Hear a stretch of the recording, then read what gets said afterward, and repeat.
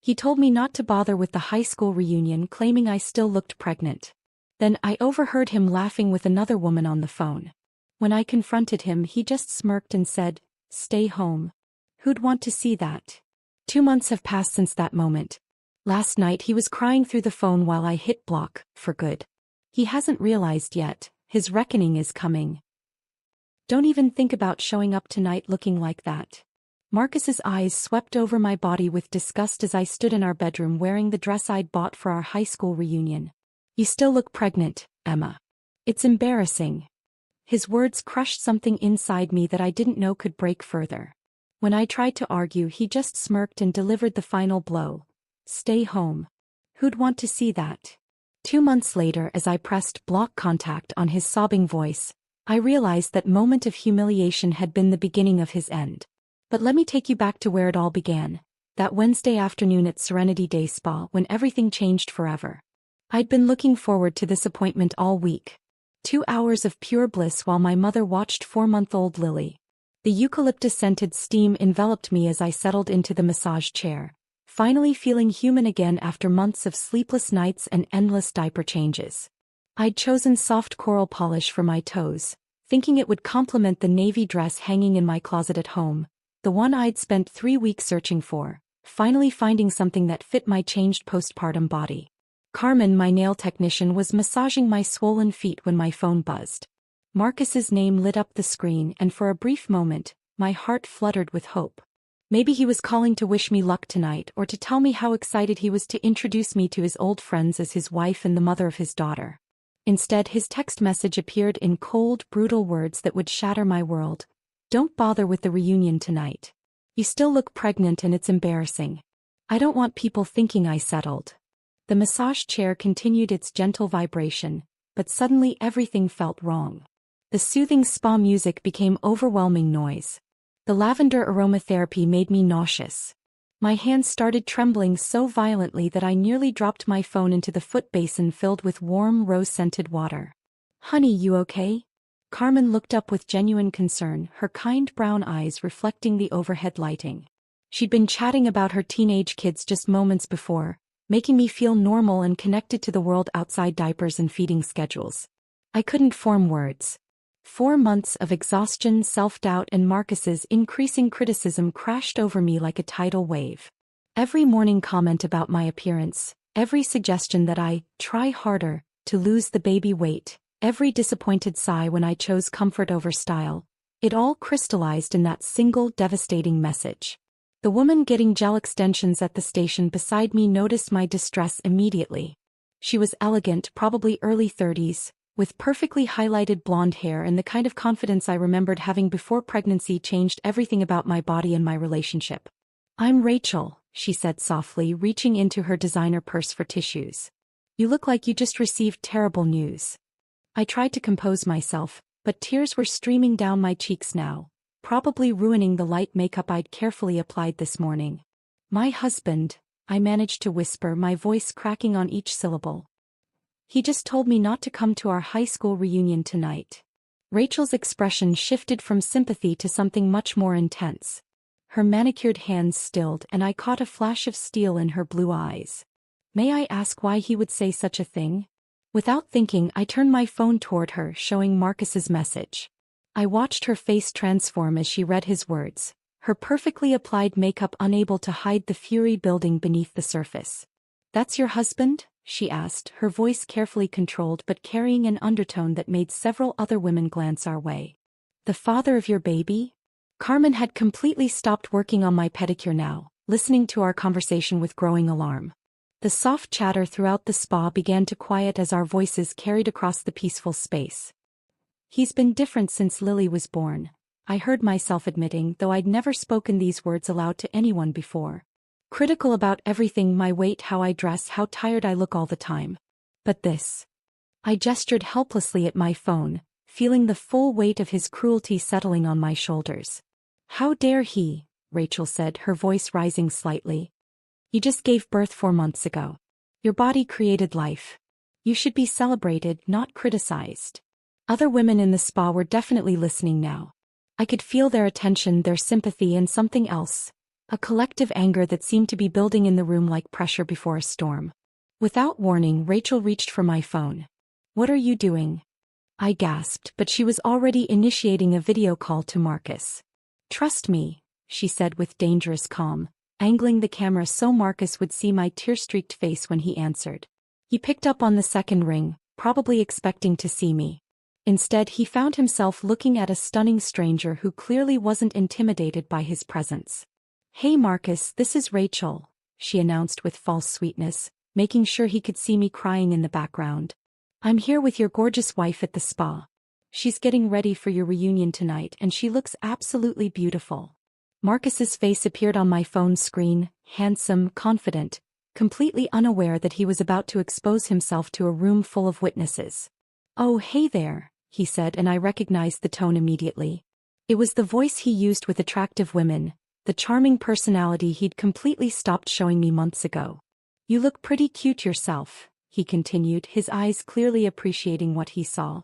"If my wife looked anything like you, we wouldn't have any problems." His laughter that followed was casual, cruel, and utterly devastating. It echoed through the quiet spa like a bomb exploding in a library. The silence that followed was deafening. Carmen's hands had frozen on my feet. Rachel's grip tightened on my phone until her knuckles turned white. Every woman within earshot had stopped what they were doing and turned toward us with expressions ranging from shock to outrage. But Marcus wasn't finished. Oblivious to his growing audience, he kept talking, digging his grave deeper with every word. "Yeah, Emma used to be really hot back in high school. Now she's all, mommyish. Baby weight, no energy for anything fun, always complaining about being tired." He laughed again and I watched several women's mouths fall open in complete disbelief.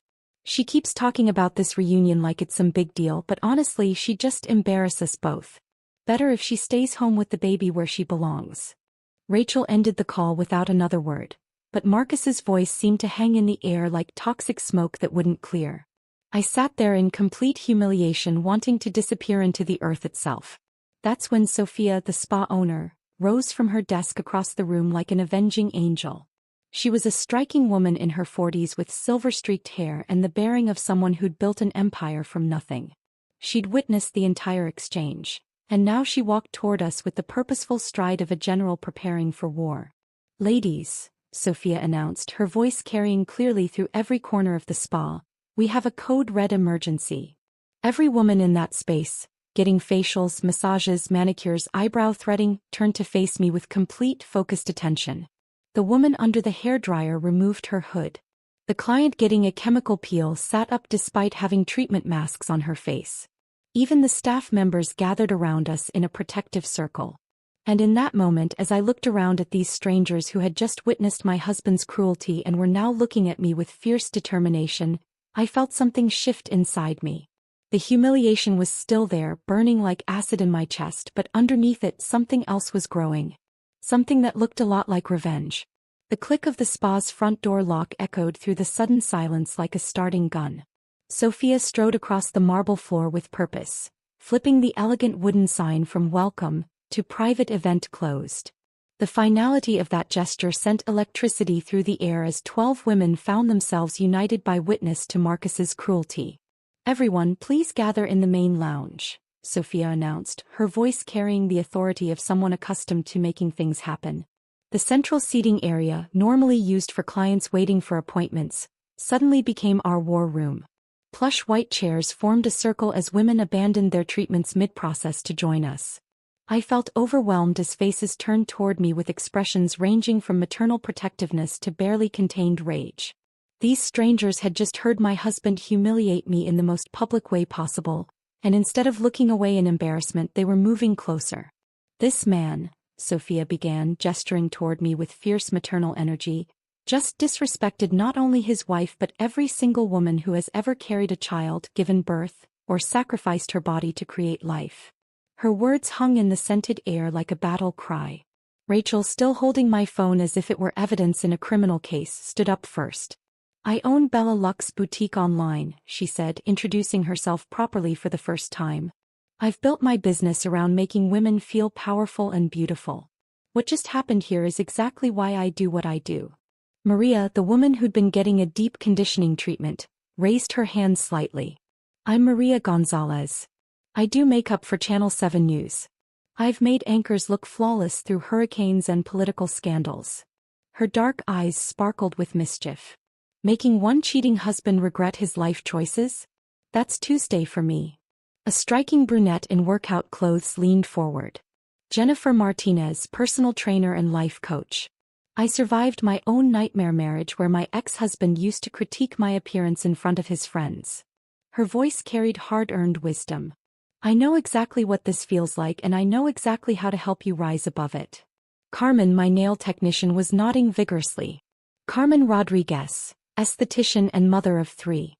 I've been doing nails for 15 years and I've heard every story. But this. She shook her head in disgust. This crosses every line. As introductions continued around the circle, I felt something shifting inside my chest. These weren't just random spa clients anymore. They were women with expertise, resources, and most importantly, the shared understanding of what it meant to be diminished by men who were supposed to love us. All right, Rachel said, suddenly standing with the energy of someone making a crucial business decision. Emma, what size are you? What? I stammered, still processing everything happening around me. Dress size. I have a piece that would be absolutely perfect for tonight. She was already scrolling through her phone, pulling up photos of an emerald green dress that looked like it belonged on a red carpet. Rachel, I can't possibly, I started to protest, but she cut me off. This dress retails for $350. I was saving it for my own special occasion, but honey, watching you destroy your husband's reputation tonight is my special occasion. She was already texting someone, fingers flying across her screen. Maria had pulled out a professional makeup kit that looked like it belonged on a movie set. I need to cancel my dinner plans anyway, she said, speed dialing someone. Hey mom, can you handle dinner without me? I'm helping a sister take down a terrible husband. Yes, it's exactly what it sounds like. Jennifer was scrolling through her contacts. My daughter Sophia is 16 and absolutely loves babysitting.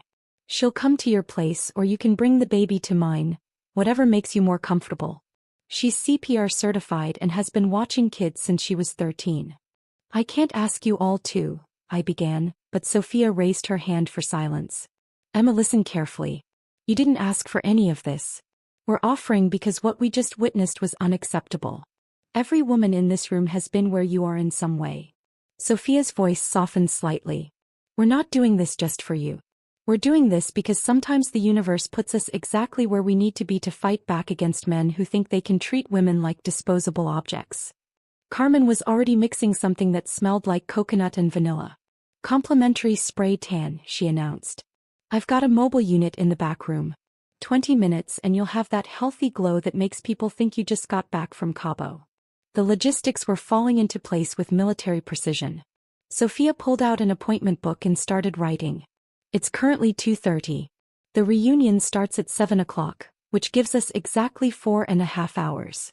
Hair extensions first with Natasha. She's my best stylist and she owes me a favor. Spray tan with Carmen at 3:30. Maria takes over makeup at 4:45. Rachel's dress arrives by 5:30. Final touches and confidence session until 6:30. This feels like a movie, I whispered, watching these women orchestrate what could only be described as a complete life makeover in real time. It's better than a movie, Jennifer said with a knowing smile. Because in movies the revenge is fantasy. Tonight it's going to be very, very real. Rachel's phone pinged with a text. My assistant is bringing the dress and accessories. She'll be here in 40 minutes. She looked at me with the intensity of a general planning a siege. Emma, I need you to understand something. This isn't just about looking beautiful tonight. This is about you remembering who you were before Marcus spent months chipping away at your confidence. As if summoned by her words, a tall woman with short silver hair emerged from the back treatment rooms. I'm Natasha, she announced with a slight Russian accent. Sophia tells me we're fixing a terrible situation. Show me your hair. I reached up self-consciously to touch my limp, postpartum hair. It had been falling out for months, leaving me with patches and an overall thinness that made me feel older than my 28 years. Ah, Natasha said, examining my scalp with professional expertise. Postpartum hair loss. Very common, very fixable. I have extensions that will give you hair like a shampoo commercial. Your husband will not recognize you. That's exactly the point, Sophia said with satisfaction. Emma, by the time we're finished with you tonight, Marcus is going to realize he just made the biggest mistake of his miserable life. The energy in the room was infectious. For the first time since Lily's birth, I felt like I was part of something larger than my own exhaustion and self-doubt. These women weren't just offering makeover services, they were offering me a chance to reclaim the person I'd been before pregnancy. Sleepless nights and Marcus's constant criticism had worn me down to nothing. One question, I said, looking around at these incredible women who dropped everything to help a stranger. Why? Why are you all doing this for someone you don't even know? Sophia smiled, and I caught a glimpse of steel beneath her nurturing exterior. Because, darling, we've all been underestimated by men who thought they could break us. Tonight you get to show your husband what happens when women decide to stand together. The transformation was about to begin. Natasha's hands moved through my hair with the precision of a surgeon, sectioning and clipping with professional efficiency. We start with the foundation, she murmured in her elegant accent, examining each strand under the bright salon lights. Your natural hair, it is beautiful but tired. Like you, yes. We wake it up. The first extension clip snapped into place near my crown, and I felt an immediate difference. The weight, the fullness, it was like putting on armor made of silk. Natasha worked in methodical rows, each new section adding volume and length I hadn't seen since before my pregnancy. You know, she said, weaving another piece seamlessly into my natural hair, I came to America with nothing. My husband back in Russia, he told me I was stupid for dreaming of owning salon. Said American women would never trust foreign girl with their hair. Her laugh was bitter but triumphant. Now I make more in 1 month than he makes in year.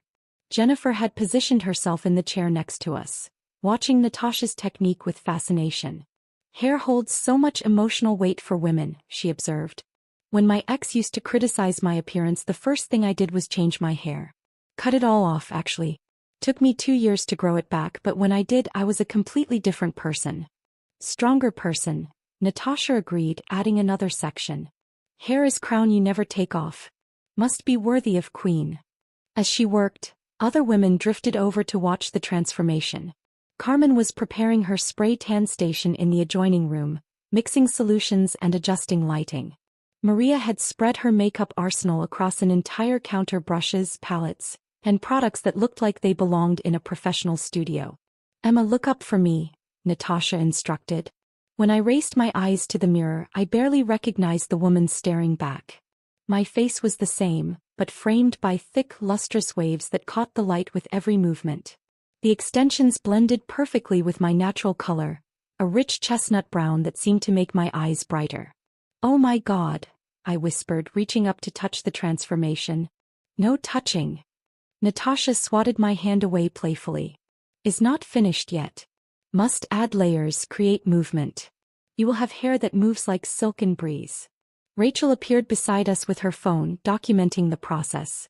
I'm putting together a before and after story for my social media, she explained. With your permission, of course. Sometimes the best revenge is showing the world exactly what an idiot man lost. The idea of sharing my story publicly should have terrified me, but instead I felt a surge of empowerment. Do it, I said, surprising myself with the firmness in my voice. Natasha stepped back to assess her work, then moved in for final touches. She used a curling iron to create loose waves that cascaded over my shoulders, each strand perfectly placed. When she finally turned me toward the mirror for the full reveal, I actually gasped. The woman looking back at me had the kind of hair I'd only seen in magazines. Full, healthy, radiant, everything Marcus had made me believe I could never be again. Time for golden glow. Carmen called from the next room. She'd transformed the small treatment space into something resembling a professional photo shoot, with special lighting and protective coverings everywhere. The spray tan process was surprisingly intimate. As Carmen worked, applying the solution with artistic precision, she told me about her own journey. My ex-husband used to say I looked washed out, pale and tired. After our divorce, I learned about spray tanning, started doing it for myself. First time I saw myself with that healthy glow, I understood what confidence really meant. The solution felt cool against my skin, and Carmen's technique was flawless. She explained how different areas needed different amounts of product, how to avoid streaking, how the color would develop over the next few hours. This particular blend, she said, working on my arms, has a golden undertone that will make you look like you just returned from vacation in Italy. Under the reunion's lighting, you'll positively glow. While the tan developed, Maria finally called me over to her makeup station. The array of products spread before us was intimidating, dozens of brushes, multiple palettes, tubes and compacts I couldn't even identify. Sit, she commanded gently, adjusting the chair height with professional efficiency. Close your eyes and trust me. I've made news anchors look flawless during natural disasters. Making you look absolutely stunning for your husband's public humiliation? This is my specialty. Her hands were incredibly gentle as she began with primer, explaining each step. We're not hiding anything about your face, she said, dabbing concealer under my eyes. We're enhancing what's already beautiful. This is about making you feel like the most powerful version of yourself.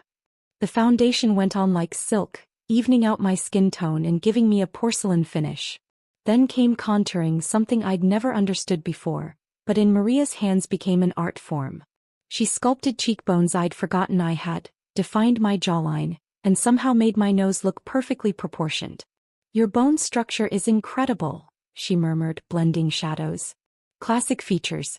Your husband is an absolute fool. The eyeshadow she chose was sophisticated neutral tones that made my brown eyes look enormous and luminous. She lined them with precision that would make a surgeon jealous, then applied mascara that seemed to double the length of my lashes. Lipstick choice is crucial, she said, holding up several options. We want something that says, I'm successful, confident, and completely over you, but in a classy way. She settled on a deep berry color that complemented my new golden skin tone perfectly. When she finally turned me toward the mirror, I actually started crying. No tears, she said quickly, grabbing tissues. You'll ruin my masterpiece. But these weren't tears of sadness. For the first time in months, I looked in a mirror and saw someone I actually liked. Someone who looked capable, beautiful, powerful. Someone who definitely didn't deserve to be told to stay home and hide. Rachel appeared with a garment bag. Time for the final reveal, she announced dramatically. Ladies, prepare yourselves. The emerald dress was even more stunning in person than in photos. The fabric felt like liquid silk, and when I slipped it on, it fit like it had been designed specifically for my body. The color made my skin glow, and the cut was sophisticated yet unmistakably feminine. Sophia had provided shapewear that created the perfect silhouette, not because I needed it but because it made me feel invincible. Standing in front of the full-length mirror, wearing Rachel's dress and all the artistry these women had created, I looked like someone I'd forgotten existed. The woman in the mirror looked successful, confident, and absolutely radiant. She looked like someone who would never accept being told she wasn't good enough. Holy shit, Jennifer whispered, then immediately covered her mouth. Sorry, but Emma, you look absolutely incredible. All the women gathered around the mirror, and suddenly everyone was talking at once, taking pictures, offering final touches. Their excitement was infectious, and for the first time in months I felt truly alive. Now, Sophia said, clapping her hands for attention, we have 30 minutes for the most important part of this entire process. The confidence session was about to begin. Sophia checked her vintage Cartier watch with the precision of a military commander. 6:45, she announced, gathering all the women around me in a final huddle. The reunion officially started at 7, but fashionably late is strategically perfect.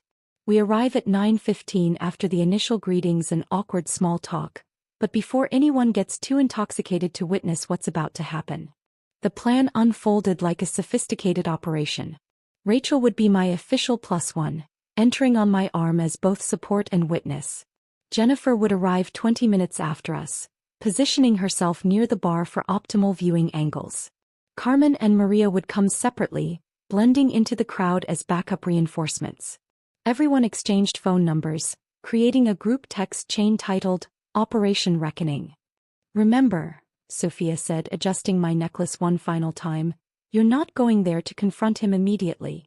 You're going to let him see you, let the room see you, and let the anticipation build.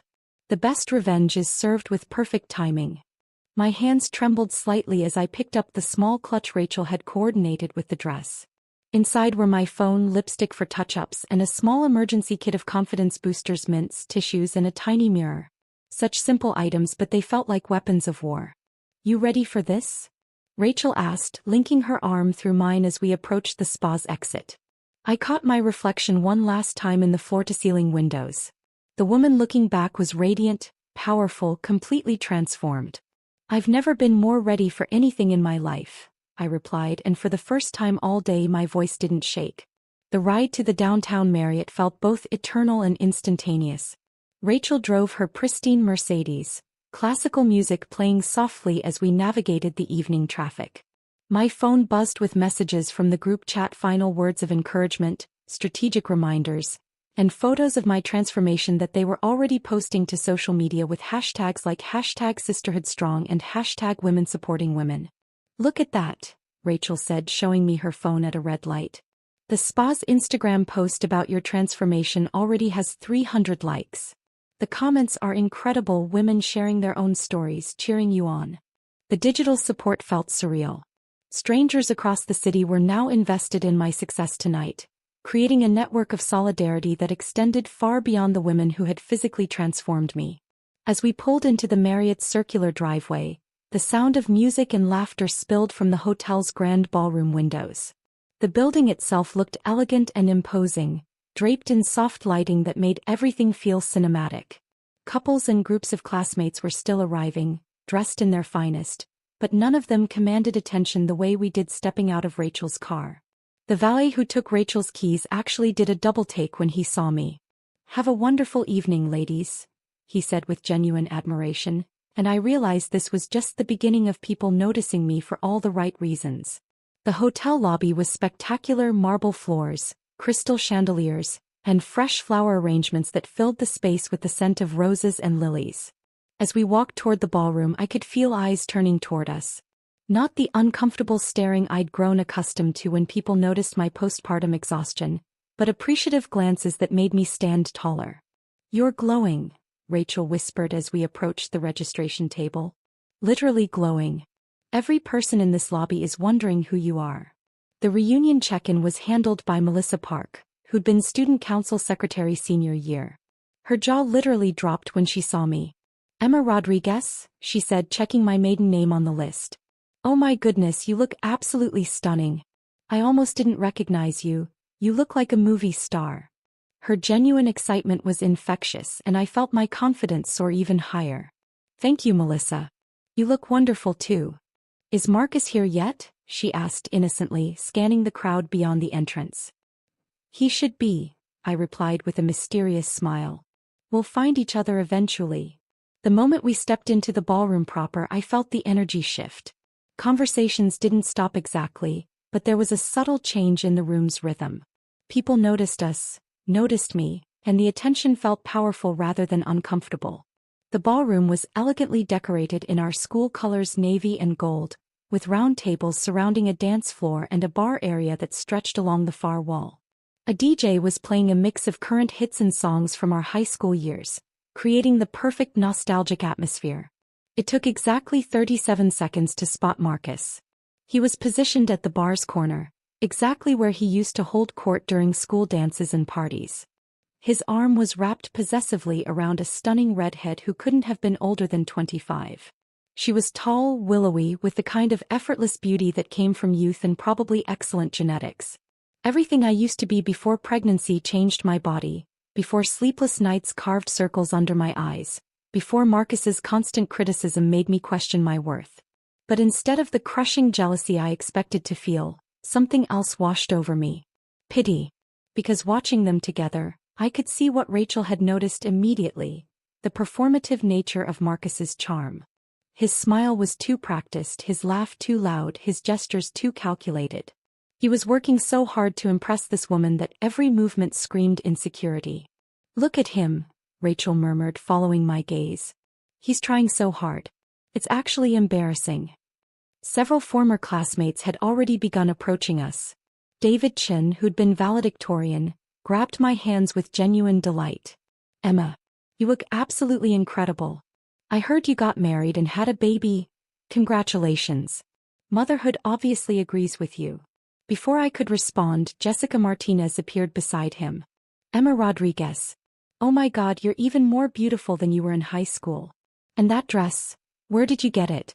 You look like you stepped off a red carpet.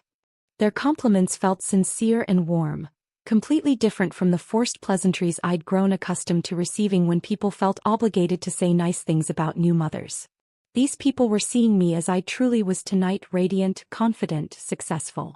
More classmates gathered around us, and I found myself at the center of a growing circle of genuine admiration. Sarah Kim from Drama Club, Miguel Santos from the debate team, even quiet Hannah Williams who'd barely spoken to anyone during high school, they all seemed genuinely thrilled to see me and impressed by how I looked. You have to tell us your secret, Jessica laughed. You look better now than you did at 18. As I chatted and laughed with these people from my past, I kept Marcus in my peripheral vision. He was still completely focused on his date, oblivious to my presence or the growing buzz of positive attention surrounding me. But I knew it was only a matter of time before someone mentioned that Emma Rodriguez was here, and when they did he would turn around to see exactly what he'd told to stay home. Rachel squeezed my arm gently. He still hasn't seen you, she whispered. The anticipation is killing me. The anticipation was exhilarating. Every second that passed without Marcus noticing me was another moment for more classmates to see me, compliment me, and remember why they'd liked me in high school.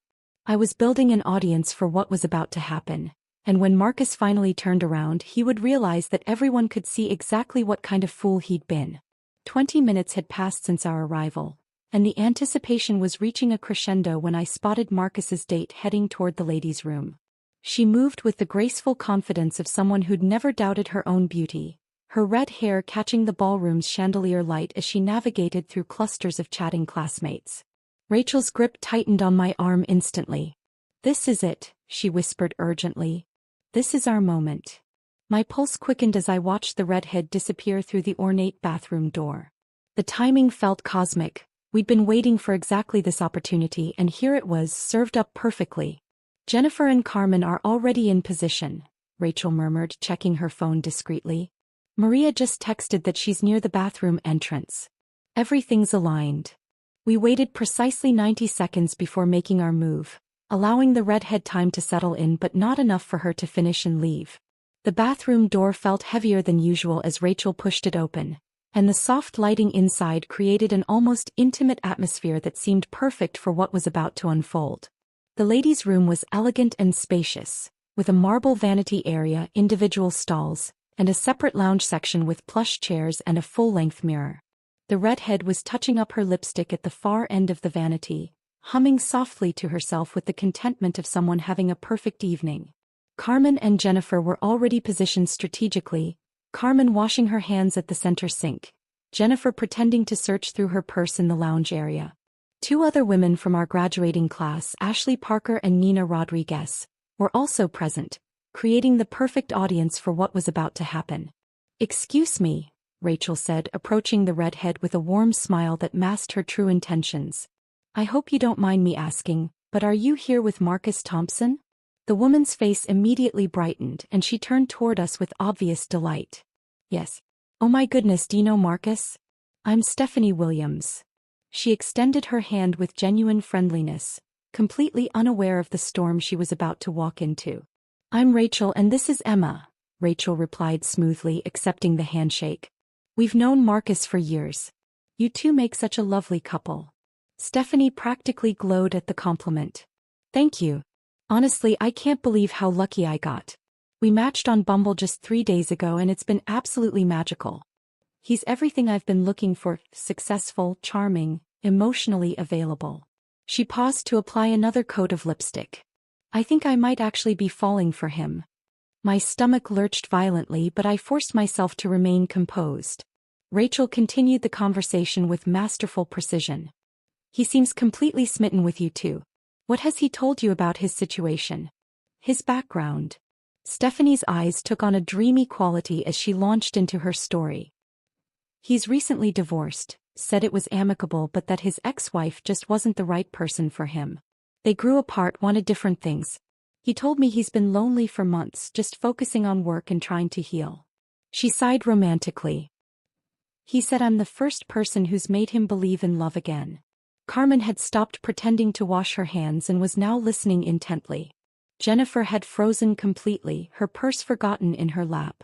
Ashley and Nina exchanged knowing glances that spoke volumes about Marcus's reputation. That's interesting, Rachel said carefully. Did he mention anything about children? Oh yes.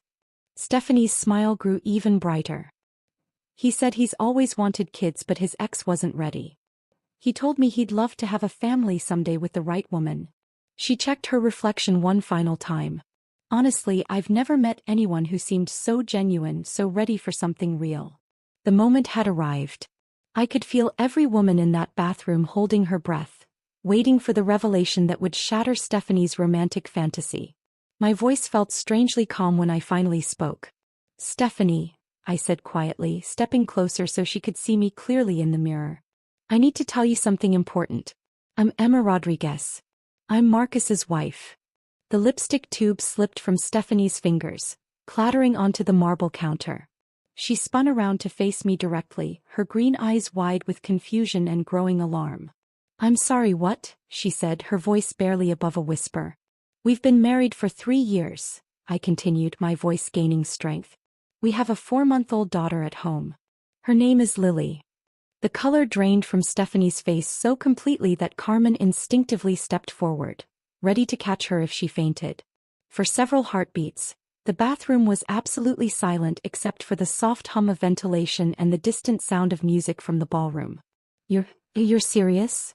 Stephanie finally managed, her voice cracking. I nodded, pulling out my phone to show her photos of Lily, of our wedding, of Marcus holding our newborn daughter in the hospital. Completely serious. What happened next surprised everyone in that bathroom. Instead of collapsing in tears or directing her anger at me, Stephanie's expression transformed into something fierce and dangerous. That lying, manipulative piece of garbage, she shouted, her voice echoing off the marble walls. I can't believe. I actually believed. She fumbled for her phone with shaking hands. I have to show you what he's been saying. The text conversations she displayed were devastating. Marcus had crafted an elaborate fantasy of being a lonely, divorced man who'd finally found his soulmate. He'd told her he was falling in love, that he'd been waiting his whole life for someone like her, that she was everything he'd ever dreamed of in a partner. I told my sister I might have found the one, Stephanie said, her voice breaking with humiliation and rage. I canceled plans with my friends because I wanted to spend every free moment getting to know him. I actually thought. You thought you'd found something real, Ashley said gently, speaking for the first time. We've all been there. Nina nodded in agreement. Marcus always was a charmer, but this is next-level horrible.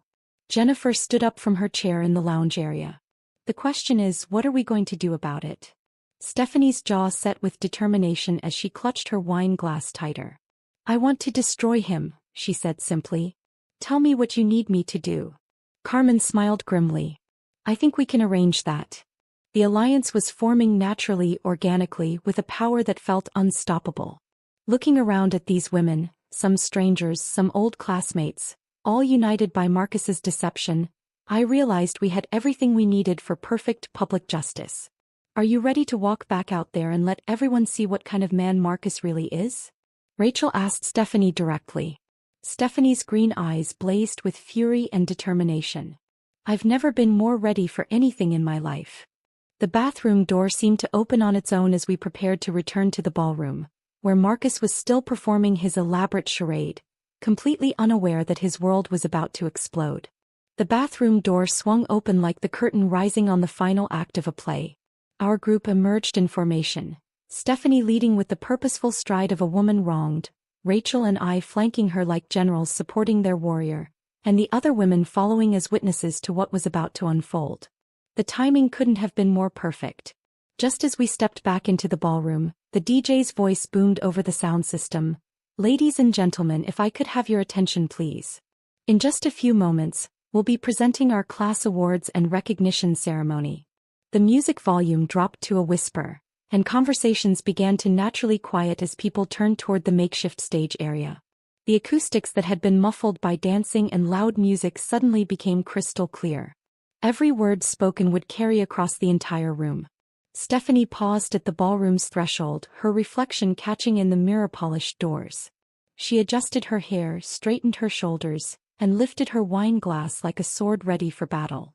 The transformation was remarkable. Gone was the dreamy, romantic woman who'd been gushing about her perfect new boyfriend. In her place stood someone fierce and focused, radiating the kind of energy that makes people step aside. "Ready?" she asked, not really waiting for an answer. The ballroom stretched before us, and I could see Marcus exactly where we'd left him. He was still positioned at the bar, but now his arm hung awkwardly in the air where Stephanie should have been. His face showed the first signs of confusion as he glanced around, clearly wondering where his date had disappeared to. He checked his phone, then scanned the crowd, his expression shifting from mild annoyance to genuine concern. Our approach created a ripple effect across the room.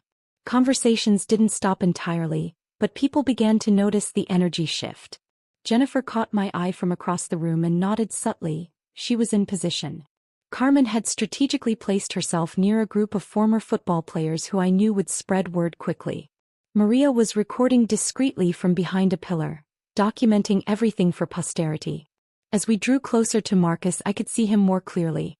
He was wearing an expensive navy suit that probably cost more than my monthly grocery budget, his hair perfectly styled, his smile ready to charm anyone who approached. He looked successful, confident, completely unaware that his carefully constructed facade was about to crumble. "Marcus!" Stephanie called out when we were still 20 feet away. Her voice carried clearly across the quieting room, and several people turned to look. His face lit up with relief when he saw her approaching. "There you are. I was starting to worry you'd gotten lost." His charm was automatic, practiced, but I could see the slight tension around his eyes as he noticed she wasn't alone. Stephanie didn't slow her pace. If anything, she accelerated, closing the distance between them with determined strides. "I need to ask you something," she said, her voice loud enough that people at nearby tables began to pay attention. "Of course, beautiful. What's on your mind?" Marcus reached for her free hand, but she pulled back sharply. "Are you married?" The question came out like a bullet, sharp and devastating. Marcus's practiced smile faltered for just a moment before snapping back into place. "What? Oh, of course not. I told you I'm divorced." "Why would you ask that?" The DJ had finished his announcement, and in the resulting quiet, Stephanie's next words carried to every corner of the ballroom. "You're on dating apps while married to someone who just had your baby?" The effect was instantaneous and electric. Conversations stopped mid-sentence. Heads turned from every direction. The soft clink of silverware and glasses ceased entirely. Even the bartender stopped pouring drinks to stare. Marcus's face went through a series of expressions: confusion, denial, panic, all happening in the space of seconds. "Stephanie, what are you talking about?" "I don't understand." But Stephanie was already in motion. The wine glass in her hand tilted forward, and the deep red liquid flew in a perfect arc across the space between them. Time seemed to slow as the wine traveled through the air, catching the light from the chandeliers before splashing across Marcus's shocked face and expensive suit. The sound that followed was unlike anything I'd ever heard, a collective gasp from nearly 200 people that seemed to suck all the air out of the room. Marcus stood there dripping, his mouth opening and closing in shock, his hands held out uselessly as burgundy wine dripped from his chin onto his white shirt. That's when I stepped forward. Every eye in the room was already focused on our area, every ear straining to understand what was happening. My voice, when I spoke, carried with a clarity and strength I hadn't felt in months. "We have a beautiful daughter at home, Marcus. Her name is Lily. She's 4 months old." The silence that followed was absolutely deafening. You could have heard a pin drop in that massive ballroom. Marcus's eyes found mine across the small space that separated us, and I watched the color drain from his face as he realized exactly what was happening. "Emma?" he whispered, but his voice carried in the unnatural quiet. "What are you doing here?" "I told you to stay home." Mrs. Henderson, our former chemistry teacher who'd been chaperoning school events for 30 years, pushed through the crowd that was rapidly forming around us. "Marcus Thompson, is what this young woman saying true? Are you married with a baby?" Marcus opened his mouth to respond, but no sound came out. He looked like a deer caught in headlights, completely unprepared for public accountability. That's when Amy Peterson, his ex-girlfriend from senior year, called out from somewhere in the growing crowd, "I always knew there was something off about you, Marcus. Guess I dodged a bullet." Her comment broke the spell of silence, and suddenly everyone was talking at once. Voices rose from all directions. I can't believe he brought another woman to his reunion. His poor wife. She just had a baby. What kind of man does that? Someone get this on video. The vice principal's wife, Mrs. Rodriguez, who'd been volunteering as a chaperone, pushed forward with the authority of someone who'd spent decades managing teenage drama. This behavior is absolutely disgraceful, she announced loudly. Young man, you should be ashamed of yourself. Phones were appearing everywhere now, pointed in our direction. The crowd was growing larger as people from across the ballroom abandoned their conversations and tables to witness the spectacle. Marcus stood in the center of it all, wine still dripping from his hair, looking smaller and more pathetic by the second. This isn't. You don't understand, he stammered, trying to address the crowd that was forming around us. But his explanations were weak, unconvincing, and the evidence was standing right in front of everyone. Stephanie still held her empty wine glass, looking satisfied and righteous. He told me he was divorced, she announced to the crowd. Said he was lonely and ready for real love. I actually believed him. More voices joined the chorus of condemnation. People were sharing stories, connecting dots, remembering things about Marcus that suddenly made sense in this new context. The social destruction was happening organically, spreading through the room like wildfire. Unable to defend himself against the mounting evidence and public judgment, Marcus did the only thing he could do. He ran. He pushed through the crowd that had formed around us, shoving past former classmates and teachers, leaving a literal trail of wine drops on the marble floor. People stepped aside to let him pass, but their faces showed everything from disgust to amusement to pity. The great Marcus Thompson, who'd once been the most popular guy in school, was fleeing his own reunion in complete humiliation. The heavy ballroom doors slammed behind him with a sound that seemed to echo through the entire space, and then the room absolutely exploded into conversation. The euphoria of Marcus's public humiliation carried me through the remaining hours of the reunion like I was floating on air. Classmates surrounded me with support. Stephanie and I exchanged numbers and promised to stay in touch. And Rachel drove me home with the windows down, both of us laughing and replaying every perfect moment of Marcus's downfall. I floated into my mother's house around midnight, still wearing the emerald dress that had transformed my life, still glowing from the spray tan that made me feel invincible. Mom was waiting up with baby Lily sleeping peacefully in her arms, eager to hear every detail of the evening. I shared the highlights, carefully editing out the more vindictive elements, and she hugged me tight, telling me how proud she was that I'd finally stood up for myself. After checking on Lily and changing into comfortable pajamas, I finally allowed myself to crash. The adrenaline was wearing off, replaced by a deep satisfaction that felt better than any drug. I'd done it. I'd actually done it. Marcus had been exposed, humiliated, and revealed for exactly what he was in front of everyone who mattered. I was brushing my teeth when my phone started buzzing. The first text arrived at 12:28 a.m. What the hell was that tonight? Then another, you completely humiliated me in front of everyone. And another, I can't believe you would stoop so low. By 12:35, my phone was vibrating continuously with incoming messages, each one more vicious than the last. I sat on my bed and watched the verbal assault unfold in real time, each text revealing more of Marcus's true character than months of marriage ever had. You psycho attention seeker. First you refuse to lose the baby weight, then you humiliate me in front of everyone I know. Do you have any idea what you've done to my reputation? To my career? I told you to stay home for a reason, you vindictive witch.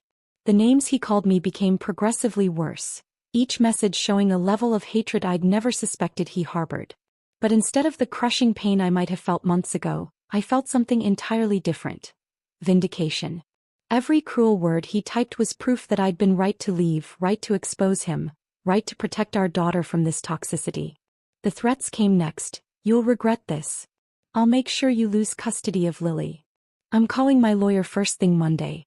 You're an unfit mother. By the time I'm done with you, you'll have nothing. I screenshot every single message, my hands steady despite the venom pouring through my phone screen. Each capture felt like collecting evidence for a trial, and in a way that's exactly what I was doing. At 1:15 a.m. when the messages finally stopped coming, I had 43 screenshots of pure, unfiltered abuse. Marcus had just handed me everything I needed to destroy him legally, and he was too angry to realize it.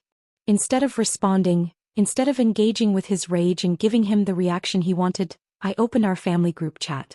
The thread was titled Thompson Family Updates, and included Marcus's mother Patricia, his three sisters Maria, Carmen and Sophia, his aunts Teresa and Linda, and several cousins who lived nearby. They'd been eagerly waiting for reunion photos, expecting to see happy pictures of Marcus and me enjoying our first night out since becoming parents. I attached all 43 screenshots to a single message and added only this. This is how Marcus talks to his wife who gave birth to his daughter 4 months ago. I thought you should know. The message delivered with a soft chime that felt like dropping a nuclear bomb. I turned my phone to silent, placed it face down on my nightstand, and went to sleep with a smile on my face. I woke up to 47 notifications. The explosion in the family chat had been immediate and devastating. Patricia, Marcus's own mother, had led the charge with a fury I'd never seen from the usually gentle woman who'd always treated me like her own daughter. No woman deserves to be treated like this after having a baby. I raised you better than this, Marcus. Her messages were in all capital letters, something I'd never seen her do before. She'd shared her own experiences with postpartum recovery, defending me with a ferocity that brought tears to my eyes. I gave birth to my third child 5 months ago and I know how hard it is. Your wife is a saint for dealing with your abuse while caring for a newborn. Aunt Teresa had joined in immediately. This is disgusting behavior, Marcus. I'm ashamed to call you my nephew. Cousin Roberto added, Dude, what is wrong with you? Emma is family. But it was Marcus's sister Maria who dropped the first bombshell. Since we're sharing Marcus's behavior, I should mention he's been sending me inappropriate texts about my friends. I saved them all. That comment opened the floodgates. Aunt Linda revealed. He made extremely uncomfortable comments about my daughter Jessica at Easter dinner. Sexual comments that made her cry. Cousin Diana shared, he hit on my girlfriend at my birthday party last year while you were pregnant, Emma. I should have told you then. Another cousin, Miguel, added, he asked my wife for her number at the family barbecue. Said his marriage was basically over anyway. The pattern that emerged was horrifying. Marcus had been behaving inappropriately with family members for years, making sexual comments about teenage relatives, hitting on married women, sending creepy messages to young women in the family. Everyone had individual pieces of his predatory behavior, but seeing it all together painted a picture of someone deeply disturbed. His sister Carmen tried to defend him initially. Maybe Emma did something to provoke this. Marriage problems aren't one-sided. But Patricia shut that down immediately. Carmen Sophia Thompson. You will not victim blame a woman who just had a baby. I don't care if she burned his clothes in the front yard. Nothing justifies this abuse. More family members kept adding their own experiences with Marcus's inappropriate behavior. The group chat became a confessional where years of suppressed incidents came pouring out. Uncle Fernando shared how Marcus had made crude comments about waitresses during family dinners. Cousin Lucia revealed that he'd tried to pressure her teenage daughter into sending photos. By morning, the family WhatsApp chat had 127 unread messages, and every single one of them painted Marcus as a predator who'd been hiding in plain sight. My phone rang at 8:30 a.m. Patricia's name appeared on the screen, and when I answered, she was crying. Emma Mija, I'm so sorry. I failed you. I failed my granddaughter. I enabled his behavior for years because I thought he would grow out of it. Her voice was thick with guilt and tears. Please let me help you. I have money saved, I have connections. Whatever you need to protect yourself and Lily, it's yours. She'd already contacted a private investigator who specialized in cases of domestic abuse and financial fraud. She'd also reached out to Elena Rodriguez, the best family law attorney in the city, and scheduled an emergency consultation for Monday morning. I'm paying for everything, Patricia insisted. The lawyer, the investigator, whatever it takes. Marcus is not my son anymore. You and Lily are my family now. The support from Marcus's own family was overwhelming. They'd seen his true nature exposed in those screenshots, and instead of circling the wagons to protect him, they'd immediately moved to protect me and Lily. The digital war Marcus had started with his abusive texts had backfired spectacularly. Instead of intimidating me into submission, he'd provided the evidence that would destroy him and turned his entire family against him in the process. His reckoning was just beginning. The private investigator Patricia hired was a woman named Detective Sarah Mills, recently retired from the police force with 25 years of experience in domestic abuse cases. When she called me 3 days after our initial meeting, her voice carried the satisfaction of someone who'd struck gold. "Emma, you need to sit down for this," she said.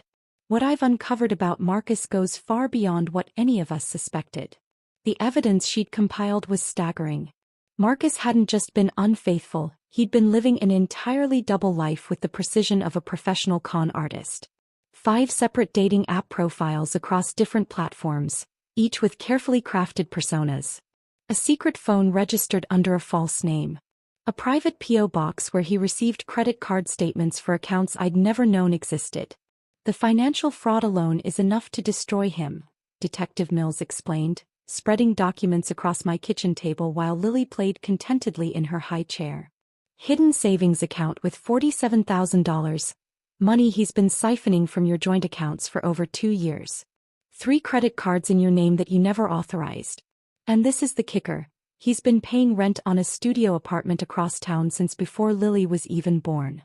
The apartment discovery hit me like a physical blow. He'd been planning his escape while I was pregnant, preparing his bachelor pad while I was gaining weight and preparing for our child. The lease agreement was dated to my 7th month of pregnancy, signed the same week he'd started complaining about my changing body. "He never intended to stay," I whispered, staring at the lease documents. "No, honey. He was just waiting for the right moment to abandon you both." But Detective Mills wasn't finished. The dating app evidence revealed a pattern of manipulation that was breathtaking in its scope. Messages to dozens of women over 2 years, each conversation following the same script. He'd perfected the art of emotional manipulation, telling each woman exactly what she wanted to hear while maintaining detailed notes about their vulnerabilities. "This is sociopathic behavior," Detective Mills said grimly. "The level of planning and deception we're seeing here goes beyond typical infidelity. This man is dangerous." Word of my situation had begun spreading through social media in ways I never could have anticipated. Rachel's Instagram posts about my transformation had gone viral, with women sharing their own stories of survival and empowerment. The hashtag #SisterhoodStrong was trending locally, and suddenly I was receiving messages from strangers offering support, legal advice, and their own evidence against Marcus. Sophia had organized what she called justice fundraisers at the spa, with proceeds going toward my legal fees.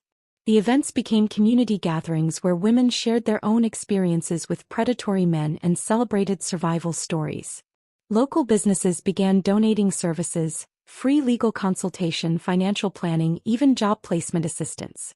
"You've become a symbol," Rachel told me over coffee one afternoon. "Women are seeing your story and realizing they don't have to accept abuse. You're inspiring people to fight back." The fundraising exceeded everyone's expectations. Within 6 weeks, the community had raised over $50,000 for my legal expenses, with excess funds being donated to local domestic violence shelters. Local news stations picked up the story, framing it as an inspiring example of community support for survivors. But the most powerful support came from unexpected sources. 38 different women came forward with evidence of Marcus's inappropriate behavior. Women from his gym, the coffee shop he frequented, the bookstore where he'd apparently spent hours hitting on customers. Even women from my prenatal classes revealed that he'd been sliding into their DMs while I was in labor. Elena Rodriguez, the family law attorney Patricia had hired, was a force of nature in the courtroom. When our case went before Judge Martinez, she presented evidence with the precision of a master prosecutor building a criminal case. "Your Honor," she said, laying out photographs of Marcus's secret apartment, "the defendant was planning to abandon his pregnant wife and newborn child while simultaneously draining their joint finances and maintaining multiple extramarital relationships." The judge's expression grew darker with each piece of evidence presented. When Patricia took the stand to testify against her own son, describing years of manipulation and predatory behavior within the family, Judge Martinez actually shook her head in disgust. "In 23 years on the bench," she said during her ruling, "I have rarely seen such a clear case of financial fraud, emotional abuse, and child endangerment.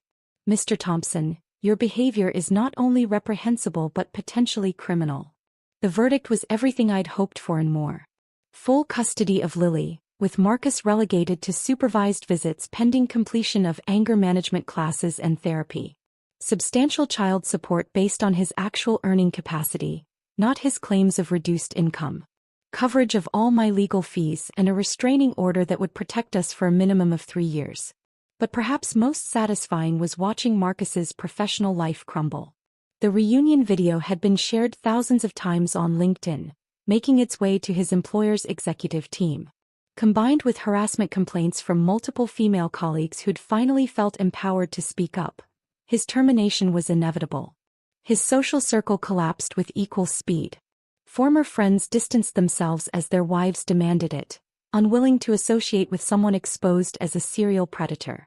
Marcus found himself completely isolated, living back in his childhood bedroom at Patricia's house while she openly expressed her shame and disappointment. 8 months after that transformative reunion, I was sitting in my own apartment, a bright, airy 2-bedroom space that Lily and I had turned into our sanctuary. Sunlight streamed through windows I'd decorated with plants and photographs of our new life. Lily was thriving in daycare, babbling constantly and taking her first wobbly steps. I'd returned to work part-time at a marketing firm that valued my experience and offered flexible scheduling for single mothers. My evenings were spent finishing my degree online, something Marcus had always discouraged, claiming I wasn't smart enough for higher education. The women from the spa had become my chosen family. Our monthly sisterhood dinners had evolved into a support network that extended far beyond our original group. We celebrated each other's victories, provided shoulders during difficult moments, and maintained the bond forged in that transformative afternoon. Most surprisingly, I was dating again. Dr. James Chin, Lily's pediatrician, had asked me out after months of friendly conversations during routine appointments. He was kind, intelligent, and treated Lily like she was the most precious child in the world. Our relationship was moving slowly, built on respect and genuine affection rather than manipulation and control. On quiet evenings after Lily was asleep and I was studying at my kitchen table, I sometimes thought about Marcus's text that had started everything. "Stay home. Who'd want to see that?" The irony was delicious. By trying to hide me away, he'd forced me into the light where everyone could see exactly who I really was, and exactly who he was too. His attempt to diminish me had become the catalyst for my complete transformation. The reckoning I'd promised him had arrived in ways neither of us could have imagined. He'd lost everything: his family, his career, his reputation, his freedom. Meanwhile, I'd gained everything that truly mattered: independence, confidence, genuine love, and the unshakable knowledge that I would never again accept less than I deserved. Sometimes the best revenge really is living well. And I'd never lived better. What was your favorite moment of Emma's incredible transformation? Was it the spa sisterhood rallying together, the wine-throwing confrontation, or her ultimate victory? Your support means everything. Please hit that like button if this story inspired you and subscribe for more empowering tales of women rising above adversity. Together we're stronger.